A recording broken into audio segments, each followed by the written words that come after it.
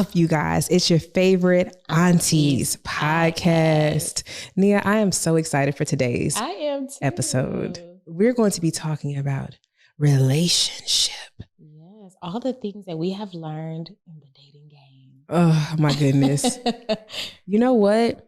It's been really interesting dating in this part of our lives. It has. And I feel like we get to learn some things that other people don't necessarily get to learn if they, get married a little bit early, or if they just choose not to date and things like that.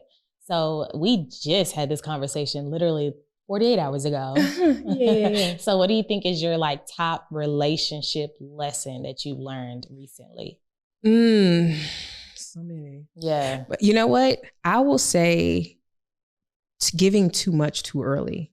Mm-hmm. As far as being too available. Yeah. For as much as you want to hang out with your person and be around them because they are it, create some space. Leave room. Especially at the beginning, right? Yeah, especially at the beginning. And now, of course, you're going through the puppy dog phase where you really want to be around them and they're just so this and they're just so that. And that's cool and that's fine. And that may be. But honey, still leave some room. Yeah, I definitely have learned that recently as well, because when things come to an end, then you're like, oh, I just wasted all that time.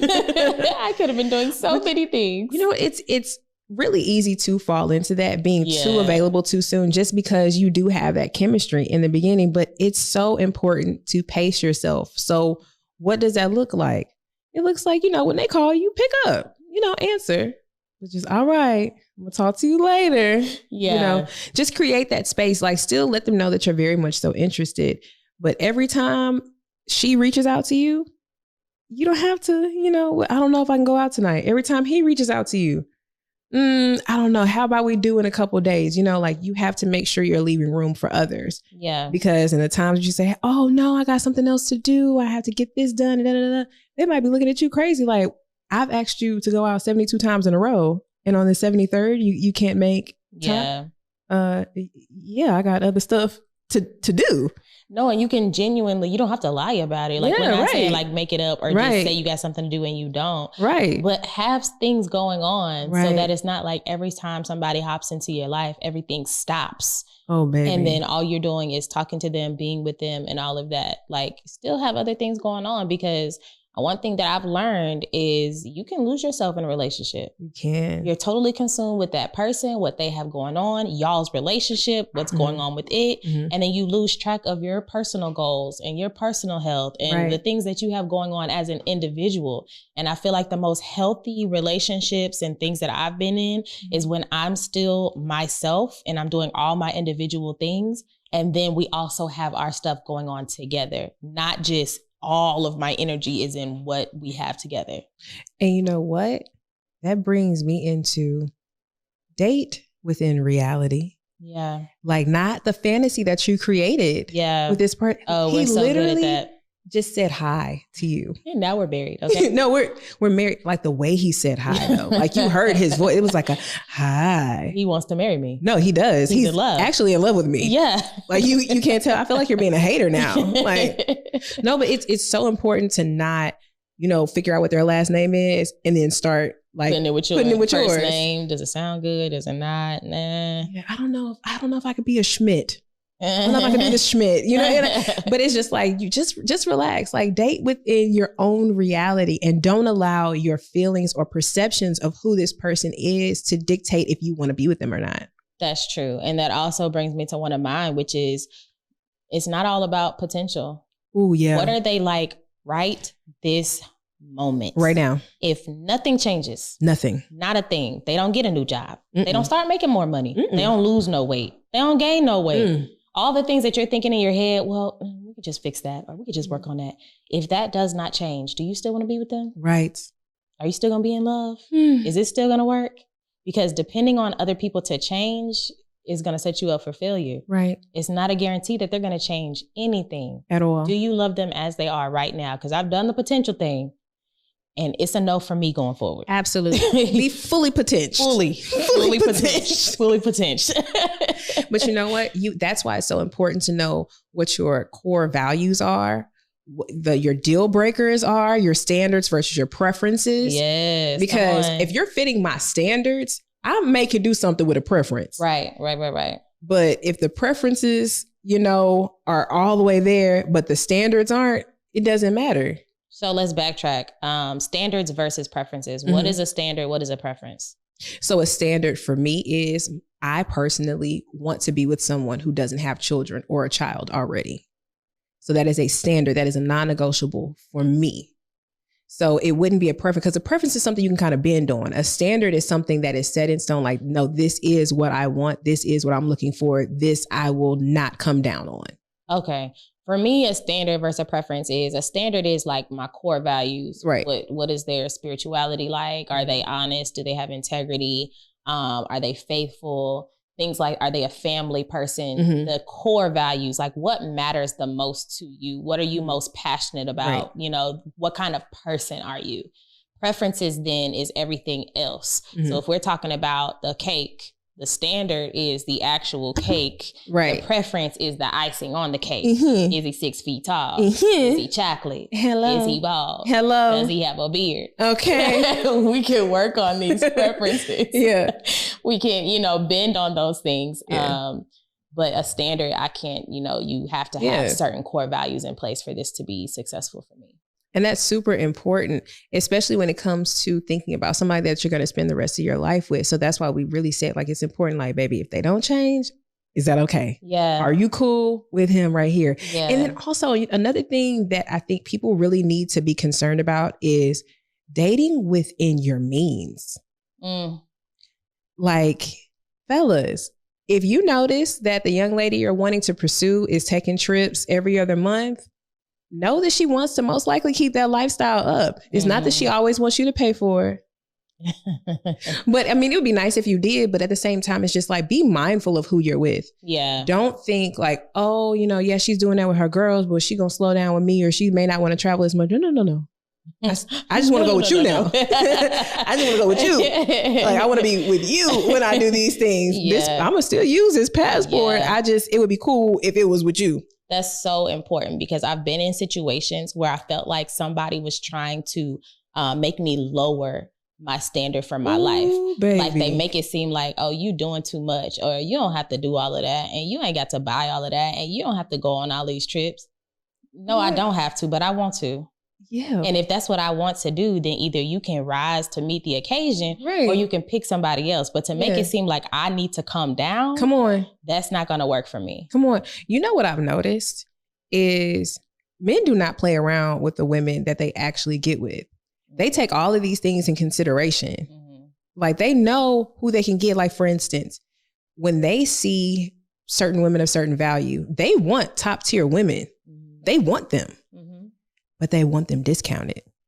If they can get it for a discount. If they can get it for a discount. So just think about the most expensive, let's say you're a Birkin.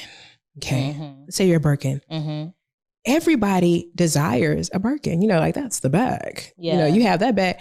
But if the Birkin goes on sale, of course, they're going to want to buy it for the sale price. Absolutely. It's still a Birkin, but it's on sale. It's on sale. And then you wonder why, after you all are not talking anymore, they get with another Birkin, but they're doing all the things. They're taking the trips. They're going to the restaurants. They're spending the time. They're going to therapy. They're doing all the things, but he didn't do it with you. That's because you allowed yourself to go on sale.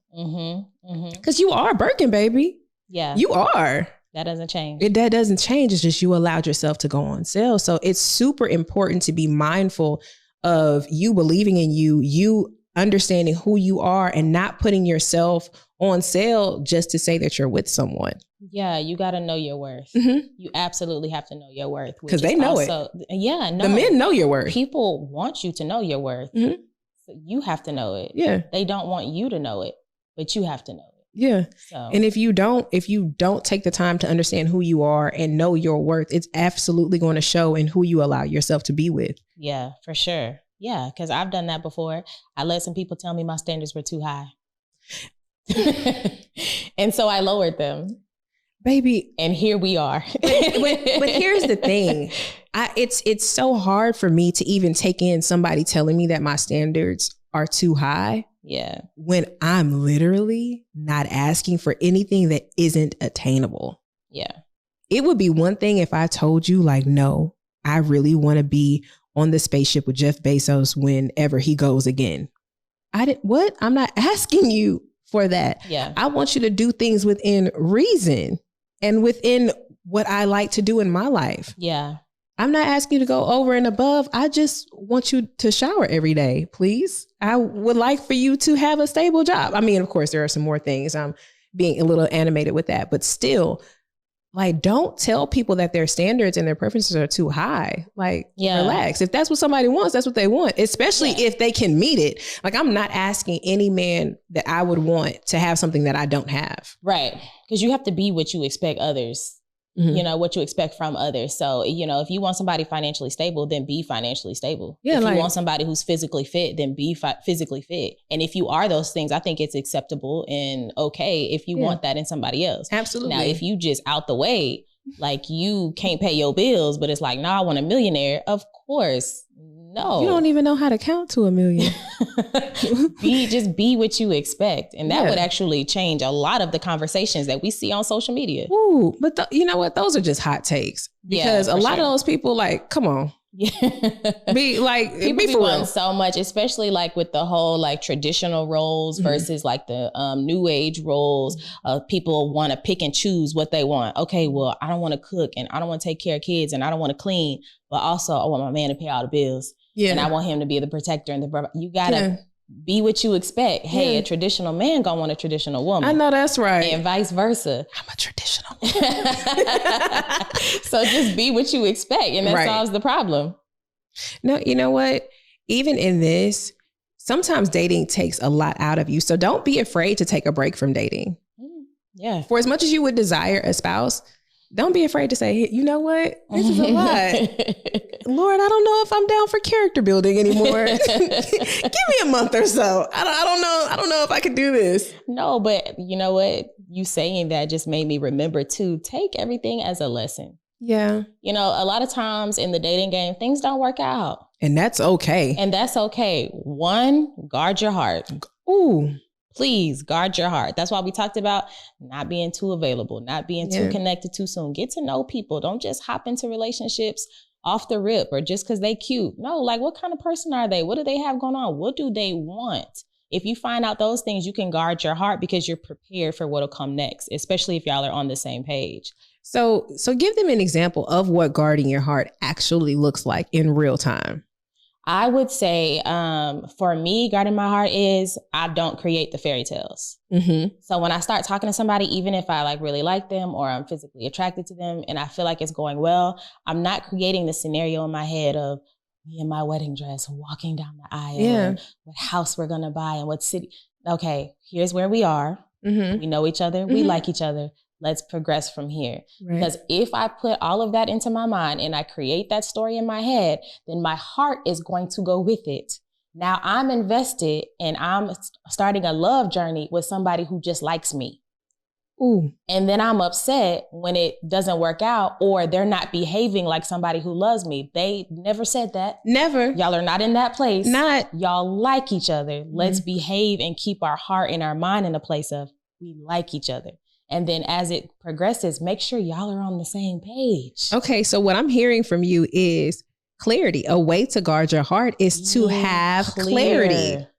Be clear. So it really is extremely important to be on the same page as a person that you're getting to know. Yeah. Understand their verbiage. Have them understand yours. Please tell the people. Because we had this conversation like a month ago or a couple weeks ago. Oh my God. And I was about to shout around my living room when you said it because it just rung so true for me. What should you particularly pay attention to when somebody you're talking to is talking? What should you listen for? You need to listen for what they haven't experienced yet. What people haven't experienced yet, they don't understand the language for it. Mm-hmm. So if you're a man who hasn't experienced a woman genuinely being interested in you, you're only used to women who are constantly calling you, constantly having their hands out. When you get with someone who actually is invested in Devontae, Yeah. Like, how was your day? Like, how was work? What's going on with you? Instead of me trying to figure out, what musical project are you on this week? Like, what are you doing? Like, let me run your pockets. Let me see what's going on. No, I really actually want to know how you are and what's going on in your head. I don't have my hand out. I don't have my hand out, though. There'll be a time where you would desire to take care of me or do certain things for me, but that's not where my interest is. Right. I want to know who you are, get to know you. But if they've never experienced a woman genuinely caring about them, they're not going to know what to do with that. Yeah. And they will abort mission. Like self-sabotage. Oh my God. People do it all the time. And I just thought it was so good when you said that, because most of the time we take that as a compliment. Yeah. Oh, I've never talked to a girl like you before. Yeah. Oh, I've never experienced a woman doing this before. Yeah. Or vice versa. I've had men say that. Oh, or I've said it. It doesn't matter which way it goes. It's not that you have to automatically put them in a category of they're not going to know how to handle you, but it's something to take note of. Because I've noticed that when they do say that, I've never had a woman who's not asking me for money all the time. I've never had a woman who was genuinely interested in me. Then when I actually show that and I actually am that, they're not really sure what to do and how to handle it. Yeah. They don't have the actions and the behavior that goes along with that just because they've never experienced it before. Right. Not to say that they can't change to accept it and grow to accept it. Right. But a lot of times they hit that self-sabotage because it's like, I've never experienced this. I don't know what to do. I'm out. Yeah. And then you have to, again, have the tools that you need to get through that, because it didn't work out. Thank God it didn't, because now you save yourself the headache of having to walk somebody through something, but at least you walk away with the experience of knowing, hey, this is what it could possibly happen if somebody doesn't know what it's like to be with somebody like me. Right. And now I know what to look for when somebody says, hey, I haven't been introduced to this. Maybe now I can be like, okay, so let's pause this right here. Let me make sure I guard myself and not get too invested, because this may be too much. Somebody actually cared about it. It's like there have been people in our lives where they think, you got to shell out money to get something. It's like, whoa, okay, cool. But no, like, relax. There's time for that. Just let's get to know each other for who we are and experience each other in this way. There'll be time for all that. But if they aren't used to that, yeah. And it happens so often. But like I said, it's something that I think have been trained, or maybe just within ourselves, we're taking things as compliments. Even when I saw us floating around on social media, as soon as they hit you with that, all right, big money. Oh, I'm running. I'm dipping. I'm not sticking around. Okay, red flag. Big money. Big money? Okay, all right. Big dog, big boss. Oh, no, you know what gets me? What? Oh, you bougie. Oh, you high maintenance. Oh, bougie. Come on. I mean, she's giving bouge. Yes, she gives it very much so bouge. Say it in a certain way. Yeah. Yeah. It's the high maintenance that does it for me. That high maintenance, I can't. I remember there was there was this guy who was on my line, and one night I was at the gas station and it was late, and he was trying to figure out like, hey, why am I at the gas station? It's late. And I said, well, recently my gas delivery company stopped servicing the Houston market. And because of that, they don't fill my tank up every Monday for me. And he was like, fill your tank up for you? You had gas delivered to you? Oh, you lazy. Ooh. Wait. Let me tell you something. I had to remember who I was in that moment. I had to remember who I was talking to. Okay. Ooh, baby. And you know how you just sit there, you're on the phone and you got to take a moment to get some, because you saw how you just reacted. No, you did not just call me lazy. And this is the second time we've been on the phone with each other. Yeah. First of all, so I politely let him know. Or maybe I'm concerned about my safety. And the times that I have gone to the gas station by myself, my safety has been messed up. My safety has been in a place of danger. It's been compromised. Now I found an avenue that I can afford to bring me some gas that I need. And it's convenient for me. So I'm paying for convenience. I'm paying for safety. And I never even asked you to do that for me. So for you to just so confidently say that. Yeah. He said it with his chest. No. This man said it with his whole chest. Wow. And I had to stay in my femininity when I told him that, was I don't have to break you down to let you know, don't ever say anything like that to me again. Yeah, for sure. Because you literally don't know why I did that. Yeah. But after I told him, he was like, oh, I understand. No, don't backtrack. Stand 10 toes. Yeah. Because I was just lazy just a second ago. Right. Let's not do that. I've had a couple of those type of things happen as well. I had a guy in my DMs that was like, oh, you spoiled. Very much so, yeah. Yeah, by Nia. Yeah. Because I have to be. I work very hard. Yeah. So you don't know me. Why would you throw that word out like that? Especially with a negative connotation. Right. Like, the audacity. But take note of those things. Because a lot of times, especially when you get to a place, sometimes dating gets a little difficult. Mm-hmm. And so you might be in a place where you're like, hey, I might want to settle. So you start to let stuff slide. Right. I've been there. Mm-hmm. Stuff I wouldn't normally let slide, I let it slide because I'm just feeling some kind of way right now. Yeah. But at the moment, I'm paying attention to all that stuff. Yeah. And don't let it slide. No. Because it's not okay. It's not. And the thing is, I think a lot of these brothers, you know, they haven't had the opportunity to be corrected. Yeah. Until now. No, because people get away with saying so many things. That's why they feel comfortable. Yeah. So sometimes it does take you, you know, putting a little umph in it and saying, hey, no, that was inappropriate. Mm-hmm. Let's maybe reshape your mind and let's maybe watch our words. Yeah, for sure. And it goes back to something that's super important for me is heal. Heal before you jump in this dating game. Heal. Know what you like, what you don't like, why you don't like it. What's your love language? Because a lot of times your love language is actually a result of trauma or deprivation. You actually are, you know, you like physical touch because you didn't get a lot of physical touch as a child. Work through that kind of stuff. You know what I mean? Yeah. So that we can have something healthy from the jump. Because I'm trying to work through mine. Yeah. And then trying to engage with somebody who's not in that space where they're working through those things is really difficult. And now I'm trying to like supersede all this stuff that you got running in your mind and in your background. And I can't. You just need to go heal. Yeah. Whatever trauma from your last relationship, trauma from the dating world, because it's a traumatic experience. Let's be real. Dating is a traumatic experience. It is. Heal those things. Yeah. Because again, I've had so many people just self-sabotage something that's going just fine because they have stuff going on within them that they're projecting onto somebody else or projecting onto me. And I'm like, what are you even talking about? But imagine liking somebody, thinking that they're loving you because they're doing your love language, but that's just them. That's just them naturally. Yeah. Like you're falling in love with them being who they are naturally, but you're thinking that they're doing that to you, for you. And it's like, no, I'm just kind of like this regardless. I mean, it's you cool. Yeah. But let's maybe chill on that. So now you're reading it the wrong way. You're reading it the wrong way, all because you haven't healed that part. Oh, this looks like what I used to get. So that it must mean that.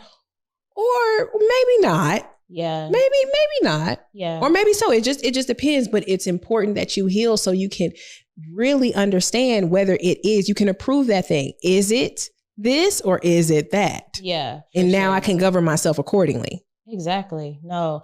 And another thing that goes along with that is everybody's different. So don't hold people hostage to whatever went on in your past. That's so good. A lot of times we bring that baggage forward, and we're guilty of it. We talk about stuff all the time where we generalize men. Yeah. But we have to make a conscious effort to know like everybody's not the same. Even if that's what you've seen and you've seen it more than one time. Yeah. Be hopeful and be optimistic that every time you meet somebody, this is somebody different. Their situation is different. Their past is different. And whatever outcome happens is based on them, not because everybody is like that. Because I know that I told you, like, I'm working on being more positive in the dating world because it's easy to go into the negativity and being a pessimist and all the things because you just keep seeing a lot of the same stuff. And then you have to go through and work through all of the disappointments. But be positive so that you can attract what it is that you want and not what you don't want.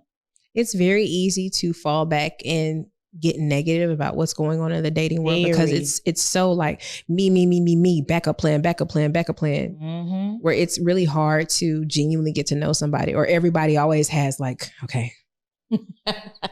Right. No, it's like everybody is so focused ready on like, oh, let me guard this, let me do this.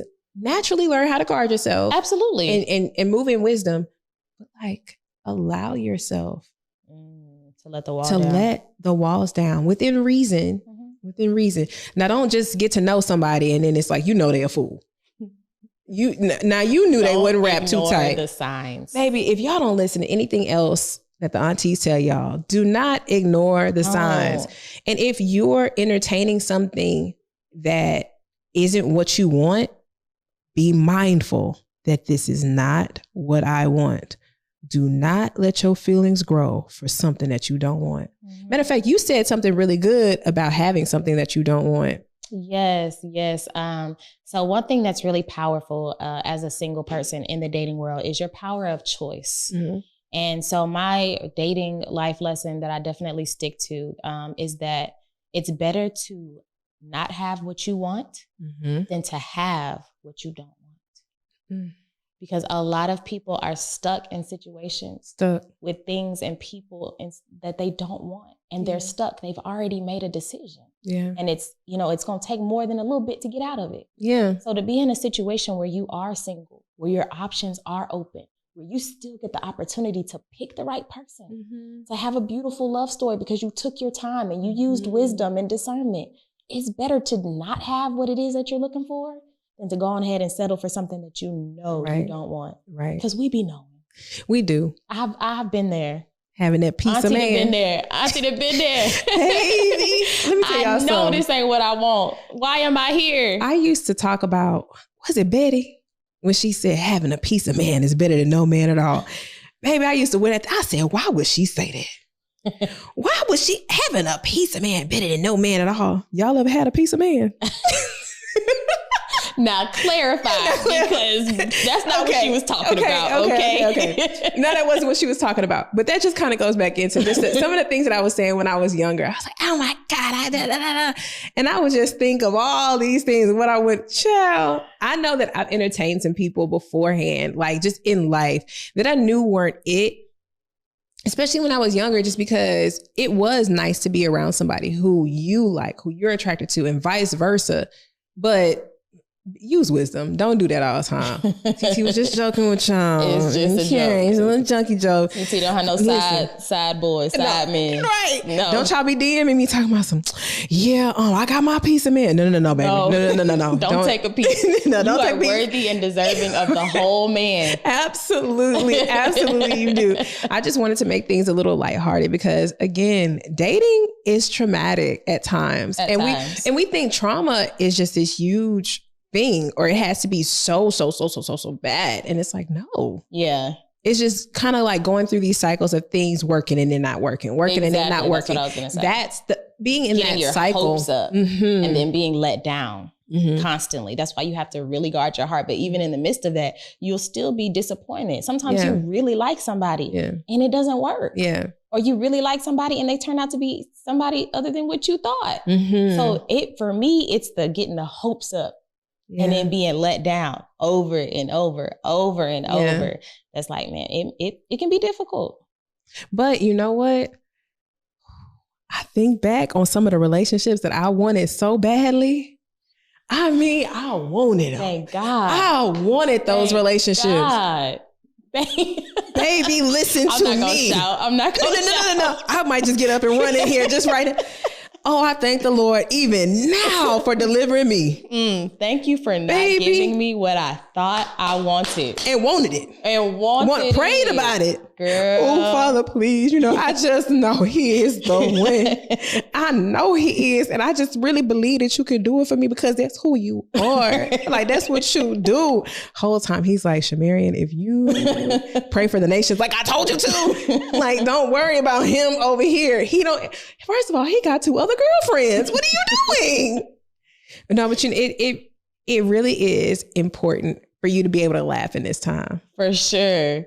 That's why I appreciate our relationship so much. If we ain't gonna do nothing else, baby, we gonna kiki, cackle, okay? And I mean, not just regular laugh, that get up, fall over on the ground, knock something over, no, because life, we've had some very interesting times, especially here recently.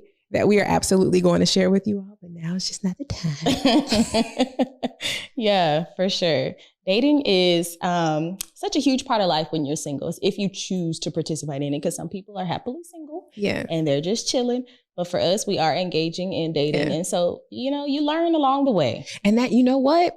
That just reminded me, in being single, take inventory of how long you've been single and if you've been actively dating or not actively dating, because the rules have changed. The rules have switched up. The players have changed and all that.